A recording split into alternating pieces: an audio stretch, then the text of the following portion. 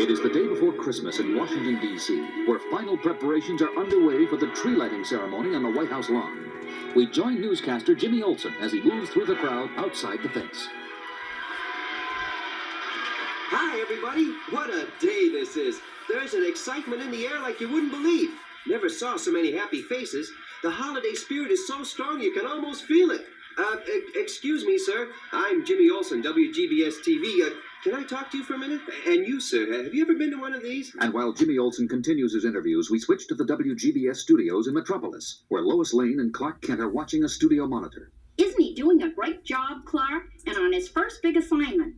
Sure is, and so is the cameraman, getting some great close-ups. Matter of fact, I thought I saw someone Oh, look, that young couple and their little daughter. Listen. And you say you're from Ohio? Right, first time in Washington. And it's all so wonderful. When are they going to turn on the lights, Daddy? Right after dark, Amy. And it'll be the biggest, brightest, most beautiful Christmas tree you ever saw. It'll light up the whole lawn. Will it light up the whole world, Daddy? Light up the whole world. Oh, Clark, isn't Light she up the adorable? whole world. Light up the whole world. Light up the whole... Clark, what's wrong? Oh, nothing. Just a little headache. It'll go away. I think I'll just go out for a little air. Walk down by the river. That face I saw in the crowd during Jimmy's interviews and what the little girl said light up the whole world. Somehow they go together like parts of a puzzle, but I can't seem to make them fit. If only I could remember. And as he walks along, racking his brain for answers that don't come, he sees the UN building ahead and decides to go in and listen to the debate in the Security Council in an overtime session.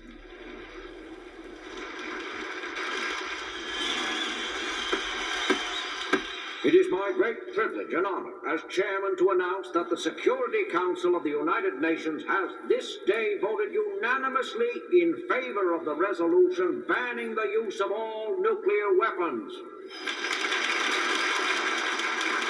I wish to thank the delegates for their devotion to duty and their self-sacrifice in giving up so much of their holiday time so that this legislation could be completed. That is good news, and it's about time. Banning nuclear weapons is the best. Nuclear weapons! That's it! That face in the crowd. It was Thurston Kilgore, the great nuclear physicist. The last time I saw him was, a Senate committee hearing 8 years ago. One of the most brilliant scientists of our time had obviously lost his mind and had to be confined in a mental institution. Diagnosed a hopeless case. A hopeless case. Running loose on the streets of Washington. Great Krypton! I've got to get down there right now. This is a job for... Superman! As the mightiest man in the world races through the darkening sky, little does he realize how justified his fears are. At that very moment in his secret laboratory not far from the White House, Thurston Kilgore is talking. Ah, you're awake, my young friend. Good. Soon you will have the privilege of being part of the greatest Christmas happening in 2,000 years. Oh, all right. I'll remove the gag. But it's no use trying to call for help. No one can hear you. Hold still a minute. Ah, there you are. I don't understand. Who are you? And what's the big happening you're talking about? And why are you holding me in this place? I am Thurston Kilgore, scientist. But soon I shall be Thurston Kilgore, master of the world. Master of the world? You've got to be kidding. Kidding? Not at all. You see these television screens? I'll turn on number 1. What do you see? The White House? The Christmas tree on the lawn? And here's number 2. Now, what do you see? I'm not sure. Looks like, a missile at a rocket site. Very good. That rocket, by the way, is ready for immediate launching and carries a payload of 5 nuclear warheads, each 100 times as powerful as the Hiroshima bomb. But what has this got to do with... Patience, young man. Patience. And now, screen number 3. Another rocket. And 4. And 5. And 6. There you are. The whole picture. 5 multiple head rockets. All tied to the controls in the war room of the Pentagon and targeted on our enemies. But the only person authorized to push the button is... Yes? The President of the United States. Precisely. But we're not at war, and he's not about to push that button. Quite right. Not that button, and not knowingly. But there are buttons and buttons. buttons. I still don't. Like the button that will turn on the lights on that beautiful Christmas tree. On the White House lawn? Right. You mean to say that button is tied into the rocket launch system you just showed me? Now you're getting it. It's tied in by a remote control circuit I secretly installed. And when the president pushes the button that lights the tree... Good Lord. For a brief moment, the lights will go on. And then a bomb concealed in one of the tree ornaments will detonate, destroying everyone in the immediate area. Including the president? Especially the president. And simultaneously, 5 beautiful rockets will soar like avenging angels through the night sky. And when they reach their targets, they will light up the whole world. But what have I got to do with all this? Why hold me? Because you, my young friend, are the bait in a trap I have set to capture and eliminate once and for all the only man who could possibly interfere with my plan, Superman. Well, this is the warehouse, but I don't... Come in, Superman. The door is open.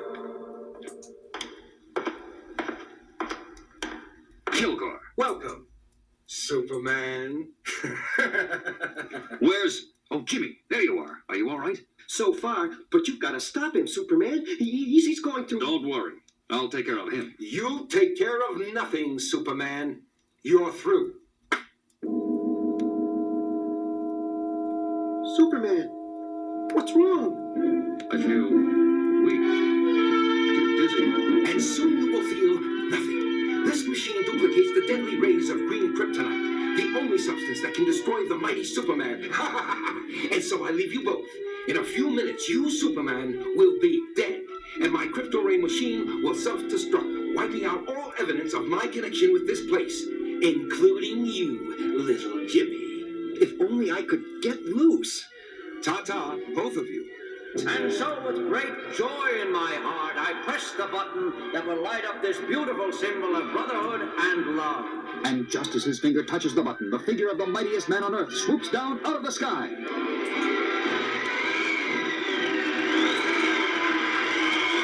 It's Superman! Tears one of the ornaments off the tree and hurls it high into the night sky, where it explodes harmlessly with a roar.